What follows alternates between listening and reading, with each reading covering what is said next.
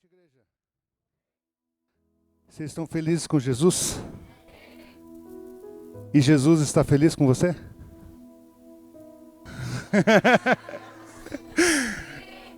Jesus está feliz com você? Amém? Amém? Se não está, vamos buscar agradar o coração de Jesus, amém? Amém. Queridos, hoje, sabe aquele jogo do Super Mario, quem já jogou, quem já viu, que vai passando de fase e vai ficando difícil? Cara, é a primeira vez que eu vou pregar com o pastor sentado aqui na minha frente. Eu estou bem, mas... Amém, queridos. Se eu errar alguma coisa aqui, já cai no chão e... Você que trouxe sua Bíblia, queridos, se quiser abrir comigo em Mateus 16, do 13 ao 18. Essa palavra o Senhor começou a ministrar meu coração em alguns discipulados.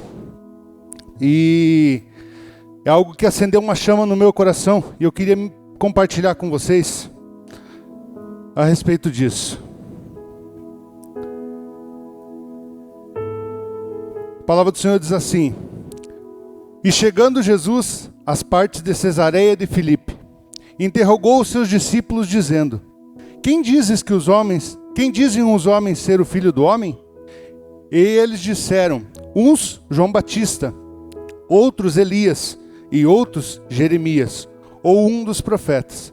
Disse-lhes ele: E vós quem dizes que eu sou? E Simão Pedro respondendo disse: Tu és o Cristo, Filho do Deus vivo.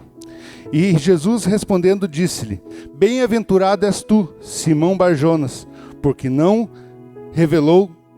tu não revelou a carne e o sangue, mas meu Pai que está nos céus. Pois também eu te digo que tu és Pedro, e sobre essa pedra edificarei a minha igreja, e as portas do inferno não prevalecerão contra ela. Queridos, quando Jesus está falando aqui, ele está fazendo uma referência que na Grécia existia, fora da cidade existia uma pedra. Talvez você já tenha ouvido falar sobre isso. E os homens daquele lugar e os jovens com idade militar, eles eram chamados para fora e eles iam até essa rocha. Eles se reuniam lá em cima para definir o futuro da cidade, o que iria ser feito na cidade. Queridos, e nós, eu e você, nós somos chamados para fora. A ideia de igreja não é um aglomerado, um amontoado de pessoas dentro da igreja. É gostoso você poder vir num culto, você está aqui nesse culto, você está com os teus irmãos falando a mesma linguagem, compartilhando as experiências que você tem. É gostoso. Mas igreja é chamado lá para fora. Nós precisamos ser igreja lá fora. Nós precisamos viver igreja na segunda-feira. Hoje nós estamos aqui, levantamos as mãos, fechamos os olhos. Alguns choram, alguns gritam. Você encontra teu irmão na porta, você dá a paz do Senhor, você... E aí, benção e tal, e quantas bênçãos. E amanhã? Nós somos igreja na segunda-feira. Nós vivemos aquilo que nós vivemos aqui no domingo à noite, nós vivemos na segunda-feira. E nós nos fechamos, queridos. No nosso meio cristão, nós nos fechamos como igreja e nós precisamos ir lá para fora. Nós precisamos, como igreja, ir lá para fora e influenciar as pessoas. Eu levei, como diz o Paulo, levei uma no meio, quando eu estava preparando essa palavra. Porque muitas e muitas vezes eu falei, e talvez você já tenha falado, essa geração está perdida. Essa geração é uma das piores gerações que já teve. E quando eu estava preparando essa palavra, o Espírito Santo veio delicadamente na minha cara. O que você como igreja tem feito para aquela geração? O que você como igreja tem feito para essa geração? Você tem se reunido em cima da pedra como igreja e discutido o futuro dessa geração? Você tem influenciado essa geração de jovens que você diz que está perdida? Talvez isso seja para você, que já falou assim, essa geração não tem mais jeito. E você olha para essa geração e você diz, puxa, ela está se perdendo. E enquanto nós sentamos de camarote e ficamos olhando isso, o que nós temos feito como igreja? O que você tem feito sendo parte dessa igreja?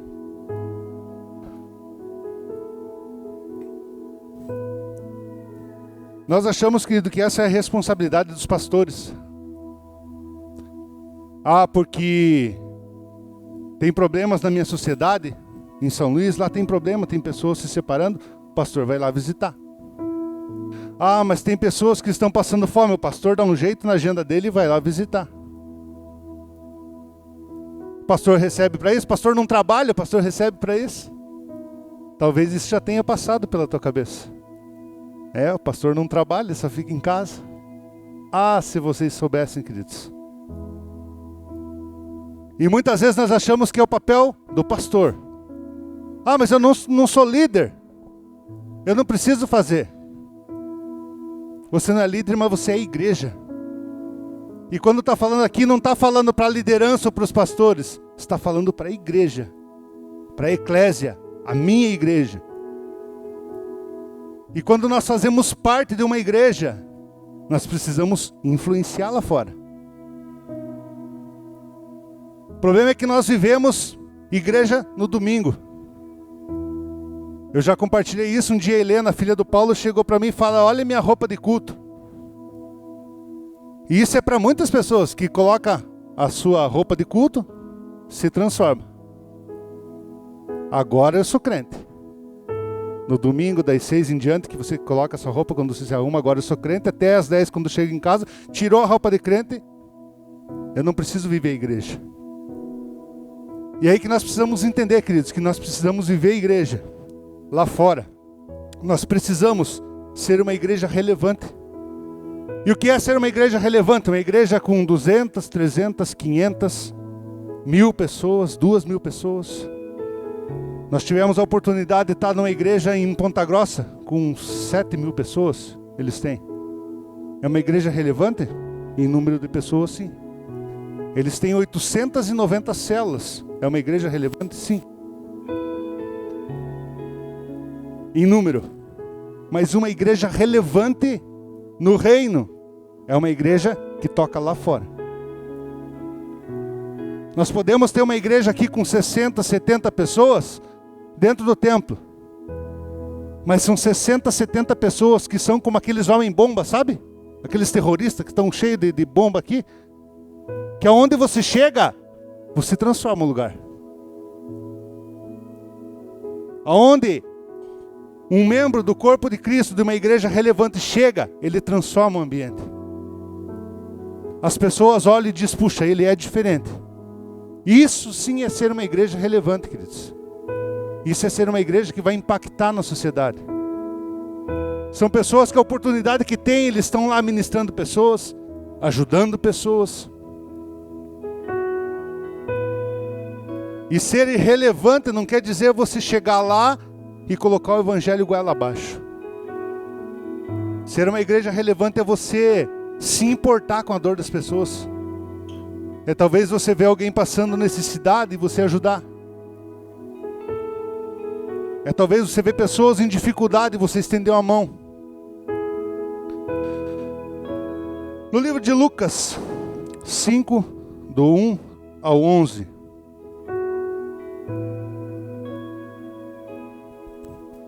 A palavra diz assim: e aconteceu, apertando a multidão para ouvir a palavra de Deus, estava ele junto ao lago de Genezaré.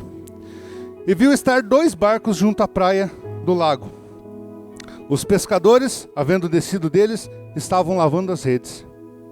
E entrando num dos barcos, que era o de Simão, pediu-lhe que o afastasse um pouco da terra, e assentando-se ensinava do barco a multidão.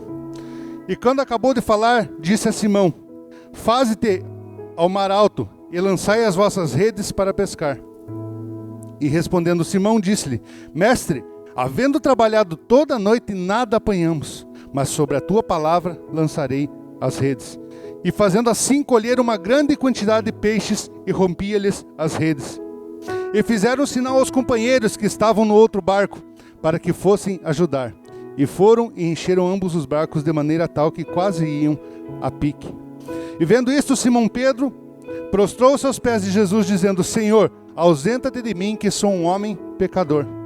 Pois que o espanto se apoderara dele. E todos os que com ele estavam, por causa da pesca, de igual modo, também Tiago e João, filhos de Zebedeu, que eram companheiros de Simão. E disse Jesus a Simão: não temas, de agora em diante serás pescador de homens. E levando os barcos para a terra, deixaram tudo e o seguiram. Queridos, aqui nós vemos o chamado de Pedro. Jesus estava lá com a multidão foi imprensando, ele entrou num barco, foram para alto mar. E aí, eles tinham trabalhado a noite toda, queridos. Eles estavam tendo a vida normal. Pedro, Tiago, João, estavam tendo a vida normal, pescando. Trabalharam a noite inteira. Quem já trabalhou a noite sabe que é cansativo. E chega um carpinteiro e fala assim para Pedro, um experiente pescador: joga desse lado. Pedro joga e nós temos o relato da pesca maravilhosa. Queridos, quando Jesus chama Pedro, eu imagino que passou um filme na cabeça dele. Ele viu aquele milagre acontecendo, muitos peixes, e ele pensou: eu sou um pecador, e Jesus está aqui na minha frente fazendo um milagre. E ele começou a refletir sobre isso. E aí Jesus fala para ele assim: venha, eu te farei pescador de homens. O que aconteceu? Pedro falou assim: não, Senhor, veja bem, eu não consigo falar para pessoas. Eu tenho vergonha de falar em público. Eu tenho dificuldade com pessoas. Eu não sei falar muito bem. É isso? Não. Quando Jesus chama Pedro, Lucas 5:11, e levando os barcos para a terra, deixaram tudo e o seguiram. Queridos, Pedro não pensou duas vezes. Eu fico imaginando o tamanho do desafio de Pedro, porque ele conheceu Jesus ali naquele momento. E só com aquele milagre, Pedro entendeu: eu preciso seguir esse homem. E ele não pensou duas vezes: eu vou ser um pescador de homens. Quando Jesus chama Pedro, queridos, ele deixou de ser pecador no outro dia? Continuou sendo pecador. O problema é que nós achamos que quando nós estamos na igreja, quando nós aceitamos a Jesus, quando nós ouvimos o chamado dele, tudo vai mudar do dia para a noite. A pessoa tem problema com vício, com bebida, com cigarro, ele aceita Jesus, no outro dia ele faz o quê? Continua com os vícios. Salvo as exceções, né, de que um milagre sobrenatural de Deus, a pessoa já larga. Mas é um processo na nossa vida. Então Pedro, ele tinha uma vida. Pedro tinha esposa, a Bíblia relata. Pedro tinha sogra. Pedro tinha um trabalho.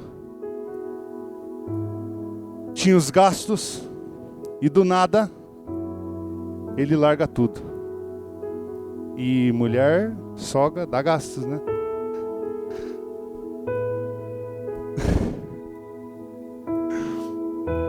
Pedro largou tudo para seguir aquele homem.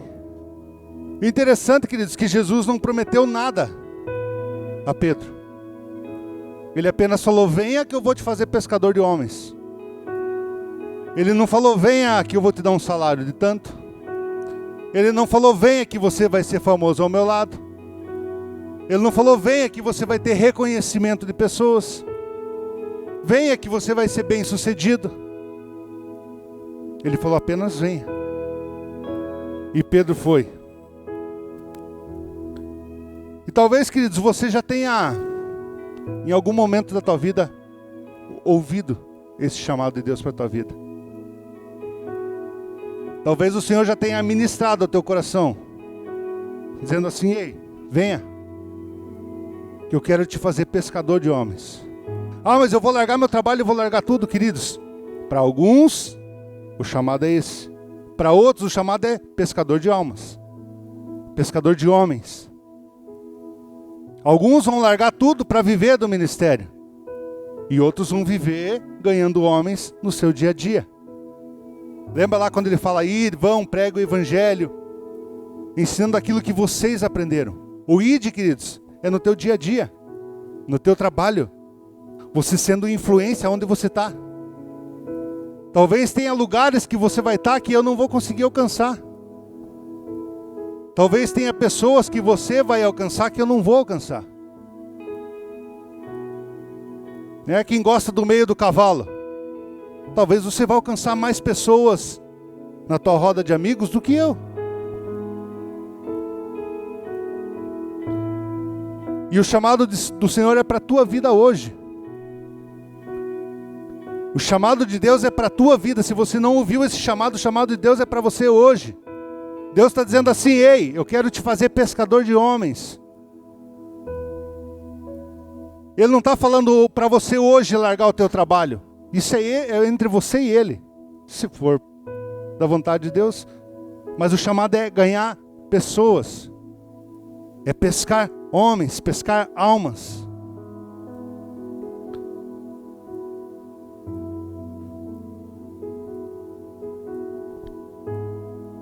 E aí talvez quando você tenha ouvido esse chamado, assim como Pedro, você tenha dito, mas eu sou um pecador. Eu tenho os meus defeitos, tenho as minhas falhas. Queridos, mas ele te chama assim mesmo. Pedro, ele era um homem explosivo. A Bíblia relata de quando foram prender Jesus e ele sacou da sua espada e cortou a orelha de um soldado. Queridos, Pedro andando com uma espada é como se eu e você hoje estivesse andando com um 38. A segurança dele estava naquela espada. Pedro era um homem explosivo. Pedro também foi um homem covarde. Quando Jesus estava sendo espancado, falaram, mas você estava lá com ele. Não, eu não estava. Por quê? Porque ele ficou com medo de estar lá junto apanhando com Jesus. Mas Pedro, querido, ele ouviu a voz do Senhor. Pedro, ele andou com Jesus mais ou menos uns 3 anos. Ele viu maravilhas. Aí quando você vai falar de Pedro, Pedro andou sobre as águas. E a pessoa diz, mas Pedro afundou. Pedro afundou. Mas e qual outro que andou sobre as águas além de Jesus? Qual o relato de alguém que andou sobre as águas que não foi Jesus? Pedro. Então Pedro, eu fico imaginando, queridos, Pedro, quando ele viu Jesus, ele pensou assim, esse é o cara, eu vou com ele aonde ele for. E aí quando Jesus fala, ei, pode vir sobre as águas, ele falou, eu vou. Se você está falando, eu vou. E aí Pedro viveu tudo isso, queridos, com Jesus. Acompanhou Jesus, viu milagres, sinais, maravilhas, andou sobre as águas, viu mortos sendo ressuscitados, enfermos sendo curados, paralíticos levantados. E aí quando Jesus morre, o que Pedro fez? João 21, do 1 ao 9, diz assim, depois disso, Jesus apareceu novamente aos seus discípulos, à margem do mar de Tiberíades. Foi assim, estavam juntos Simão Pedro, Tomé, chamado Dídimo, Natanael, de Caná da Galileia, os filhos de Zebedeu e 2 outros discípulos. Vou pescar, disse-lhe Simão Pedro. E eles disseram, nós vamos com você. Eles foram e entraram no barco, mas naquela noite não pegaram nada. Ao amanhecer, Jesus estava na praia, mas os discípulos não o reconheceram. Ele lhes perguntou, filhos, vocês têm algo para comer? E eles responderam que não. Ele disse, lancem a rede do lado direito do barco e vocês encontrarão. E eles a lançaram e não conseguiram recolher a rede, tal era a quantidade de peixes. O discípulo quem Jesus amava disse a Pedro, é o Senhor. Simão Pedro, ouvindo isso, vestiu a capa, pois havia tirado, e lançou-se ao mar. Os outros discípulos vieram no barco, arrastando a rede cheia de peixes, pois estavam apenas a cerca de 90 metros da praia. Quando desembarcaram, viram ali uma fogueira, peixes sobre as brasas e um pouco de pão. O discípulo a quem Jesus amava disse a Pedro, é o Senhor. Simão Pedro, ouvindo dizer isso, vestiu a capa, pois havia... eu errei aqui. Os outros discípulos... Acho que eu errei esse... Vira a brasa e um pouco de pão. É aqui que eu quero falar, queridos. Então, como nós falamos, Pedro viu tudo aquilo, viveu tudo aquilo. Quando Jesus morreu, Pedro desanimou. E o que Pedro fez? Voltou a fazer aquilo que ele fazia lá atrás. Pedro voltou a pescar. Mas o chamado dele não era esse. Pedro e os discípulos, queridos, eles achavam que Jesus ele iria vir para destruir o Império Romano. Que ele ia tomar conta, que ele ia destruir tudo, ia restaurar e os discípulos iam governar com Jesus. E aí eles pensaram assim, agora ele morreu, acabou, desanimou. Talvez você que ouviu o chamado do Senhor, e até por algum tempo você andou nesse chamado, que você andou nesse propósito, e talvez hoje você esteja desanimado, assim como Pedro. Talvez você esteja querendo voltar àquilo que você vivia lá atrás. Talvez você esteja querendo voltar a pescar, como Pedro voltou a pescar. Pedro, queridos, ele era um líder que influenciava muitas pessoas. Ao ponto quando ele falou assim, eu vou voltar a pescar, o que os outros fizeram? Nós vamos também. Nós vamos junto com você pescar. E o que eu quero dizer para vocês nessa noite? Ei, não desista. Tem pessoas que se inspiram em você. Tem pessoas que olham para você.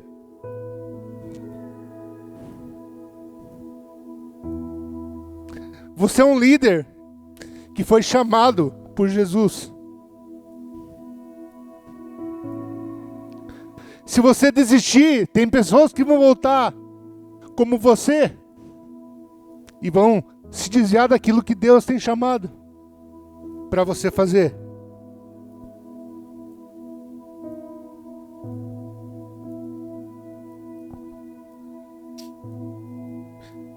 Queridos, volte ao seu chamado.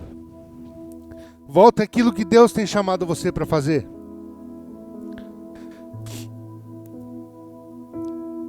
Quando nós estamos fora do propósito que o Senhor nos chamou. Interessante que Pedro, no primeiro chamado, Pedro estava pescando. E ele não pegou nada. Jesus chamou ele. Vamos lá, Pedro, eu vou te fazer pescador de homens. Pedro andou com Jesus 3 anos, pescando homens, pescando homens. Jesus morreu, Pedro desanimou. Eu vou voltar a fazer aquilo que eu fazia. E o que aconteceu? Pedro não pescou. Aqui fala que eles não tinham pegado nada. Interessante, queridos, que quando nós estamos fora do propósito do Senhor, as coisas não fluem. Quando nós não estamos segundo a vontade do Senhor, segundo o propósito que o Senhor nos chamou para fazer, as coisas não vão caminhar como nós esperamos. E talvez assim como Pedro, você esteja com o teu barquinho amarrado lá esperando. Se nada der certo, eu vou voltar. Se nada der certo, eu vou voltar para a minha vida. Será que é realmente isso que eu vou fazer da minha vida? Será que eu vou viver igreja mesmo? Será que eu vou ser líder, mas nada dá certo? Aí você tem essas ovelhinhas abençoadas que você fala e eles não fazem. Vou desistir. Será que é isso mesmo? Eu vou voltar lá para trás. Eu deixei meu barco amarrado, se nada der certo aqui, se isso que eu estou vivendo de igreja é loucura, eu vou voltar lá para trás.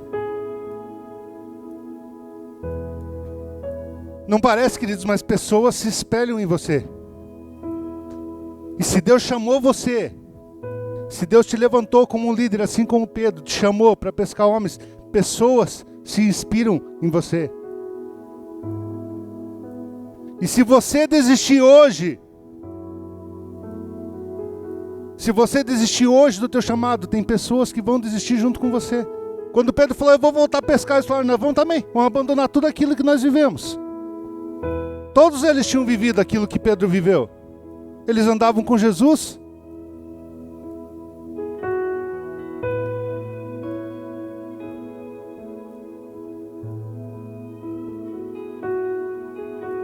Aí, João capítulo 21, versículo 15 ao 19. E depois de terem jantado, disse Jesus a Simão Pedro, Simão, filho de Jonas, amas-me mais do que a estes? E ele respondeu, sim, Senhor, tu sabes que te amo. Disse-lhe ele, apacenta os meus cordeiros. Tornou a dizer-lhes a segunda vez, Simão, filho de Jonas, amas-me? Disse-lhe, sim, Senhor, tu sabes que te amo. Disse-lhe, apacenta as minhas ovelhas. Disse-lhe a terceira vez, Simão, filho de Jonas, amas-me? Simão entristeceu-se por lhe ter dito a terceira vez, amas-me? E lhe disse, Senhor, tu sabes tudo, tu sabes que eu te amo. Jesus lhe disse, apacenta as minhas ovelhas. Na verdade te digo que quando eras mais moço, te cingias a ti mesmo e andava por onde querias. Mas quando já fores velho, estenderás as tuas mãos e outro te cingirá e te levará por onde tu não queres. E disse isso significando com que morte havia ele de glorificar a Deus. E disse-lhe isto, segue-me.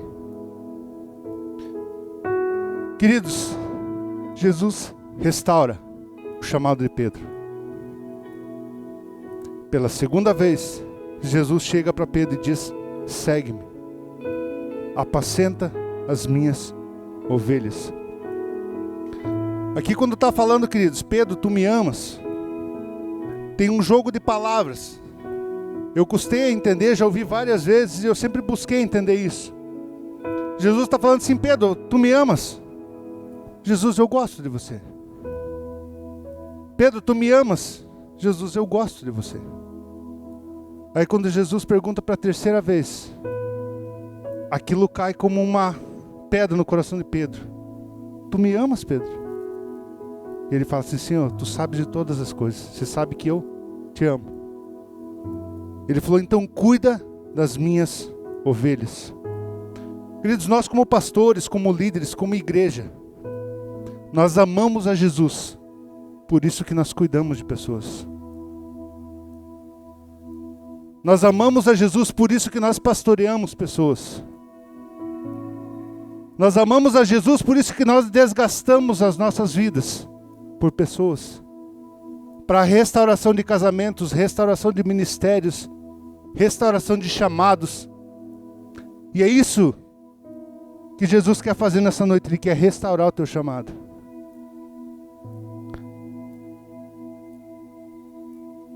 Jesus restaurou, queridos, o chamado de Pedro.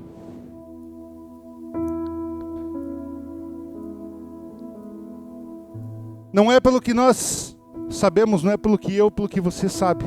É através de nós que Jesus vai fazer as coisas. E se Ele está te chamando, não é pela tua capacidade, não é talvez pelas tuas finanças, não é pelo teu intelecto,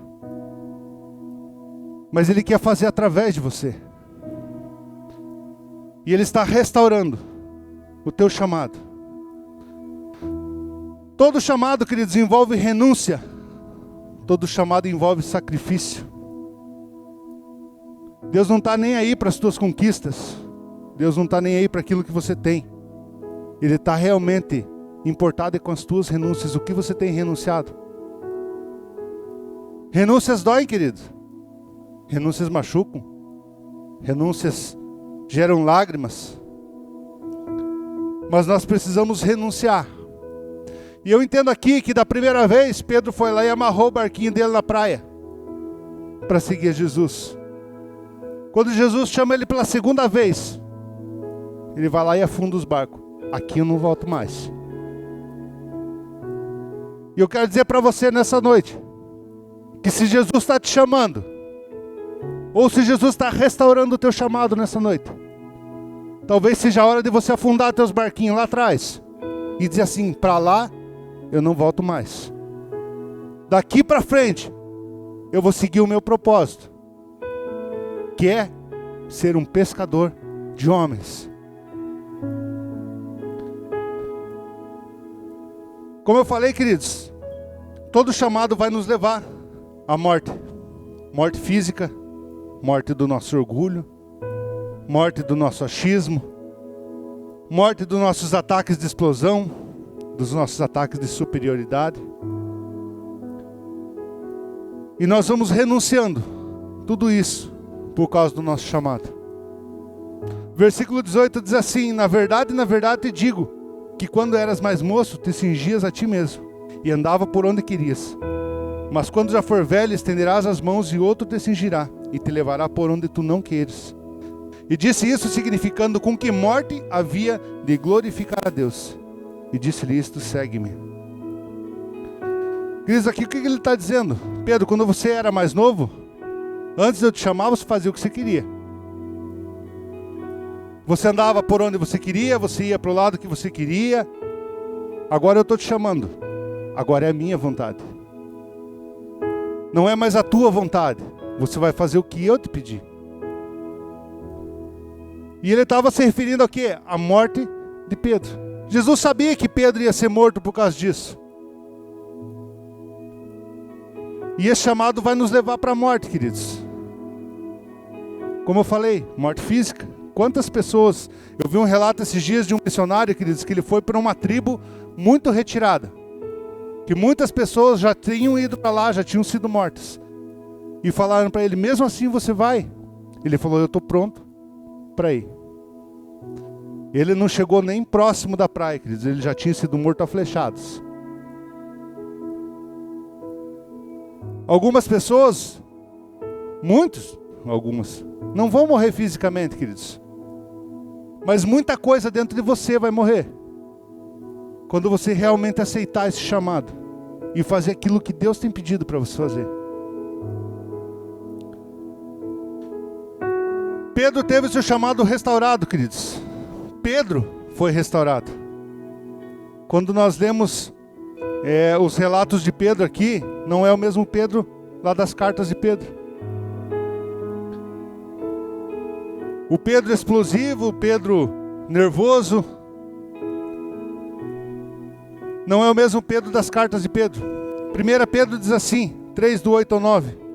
Quanto ao mais, tenham o mesmo modo de pensar, sejam compassivos, amem-se fraternalmente, sejam misericordiosos e humildes. Não retribuam mal com mal, nem insulto com insulto. Ao contrário, bendigam, pois para isso vocês foram chamados, para receberem bênção por herança. Então aquele homem explosivo, aquele homem que no impulso de raiva, no momento de raiva, cortou a orelha do soldado, está dizendo o quê? Não façam mal com mal. O que nós entendemos aqui, queridos? Pedro teve o seu chamado restaurado. Ei, venha, siga-me. Pela segunda vez. E Pedro foi restaurado. E talvez você precisa ter o seu chamado restaurado. Talvez você precisa parar e dizer assim: Senhor, eu aceito o teu chamado. Eu aceito aquilo que você tem para mim. Eu não vou mais ficar pensando naquele barquinho que está lá amarrado na praia. Se não der certo, eu vou voltar para lá. Eu vou daqui até a morte. Aonde o Senhor precisar, eu estou aqui. Queridos, para muitos é o momento de dizer assim: é agora. É hoje. Talvez isso esteja queimando no teu coração. E o medo ainda fala mais alto. Mas será? Será que é isso mesmo? Queridos, se nós não estamos segundo o propósito que o Senhor quer para nós, não adianta, as coisas não fluem. E eu não quero aqui colocar medo em ninguém, dizer assim: minha vida está dando tudo errado, será que é isso? Não.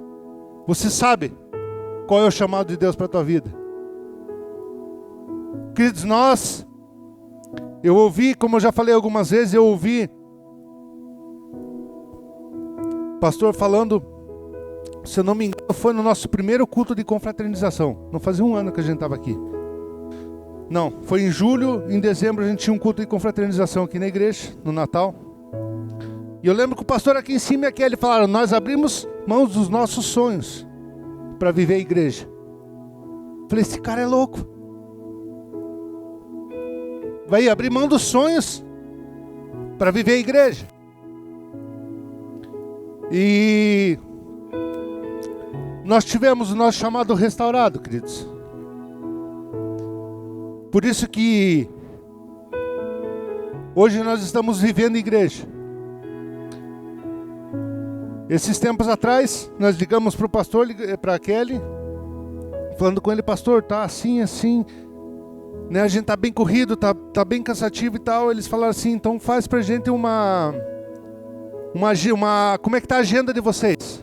Agenda ministerial e a agenda particular de vocês. Pra gente ver como que a gente pode fazer isso. Queridos, e nós fizemos a nossa agenda ministerial, nós tínhamos isso, tínhamos discipulado isso e aquilo. E aí quando nós fomos fazer a nossa agenda particular, nós olhamos um pro outro, falamos assim, não temos. Nós entendemos que nós vivemos igreja. E nós abrimos mão dos nossos sonhos para viver o chamado. Isso é particular nosso, particular deles. Talvez seja particular de cada um de vocês.